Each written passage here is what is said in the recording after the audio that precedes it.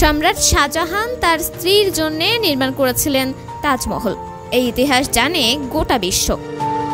এবার বাংলাদেশেও স্ত্রীকে ভালোবেসে অঢেল সম্পদ এনে দিয়েছে পুলিশের সাবেক আইজি বেনজির আহমেদ।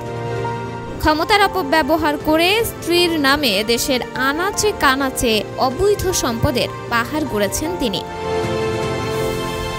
স্ত্রীকে খুশি করতে একের পর এক সম্পদের সাম্রাজ্য করে তুলেছেন বেনজির আহমেদ।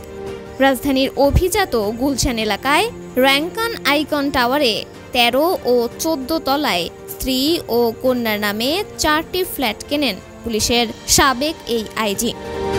দুদকের জব্দ তালিকায় সেসব সম্পদের কথা বলা হয়েছে তার বেশিরভাগই তার স্ত্রীর নামে। মাদারীপুরে 276 একরের জমির যে সন্ধান দুদক দিয়েছে সেগুলোর মালিক ও স্ত্রী জিশান মির্জা। এসব দেখে নেটিজেনদের অনেকেই বেনজির আহমেদকে বাংলাদেশের সম্রাট শাহজাহান বলে অভিহিত করেছেন। স্ত্রীর প্রতি বেনজির আহমেদের প্রেম এত গভীর ছিল যে শুধু গোপালগঞ্জেই নয়, তার পরিবারের সদস্যদের নামে কক্সবাজারের ইনানি সমুদ্র সৈকত ও সেন্ট মার্টিনস দ্বীপেও গড়ে তুলেছেন মহাসাম্রাজ্য।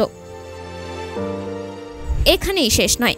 যখন জানতে পেরেছেন প্রিয়তমা স্ত্রীও ভেসে যাচ্ছেন, তখনই স্ত্রীর স্বাস্থ্য সচেতন এই স্বামী স্ত্রীর সুচিকিৎসার জন্য স্ত্রী সন্তান সবাইকে নিয়ে জব্দ ব্যাংক থেকে টাকা তুলে দেশ ছেড়ে পালিয়েছেন সুদূর সিঙ্গাপুরে।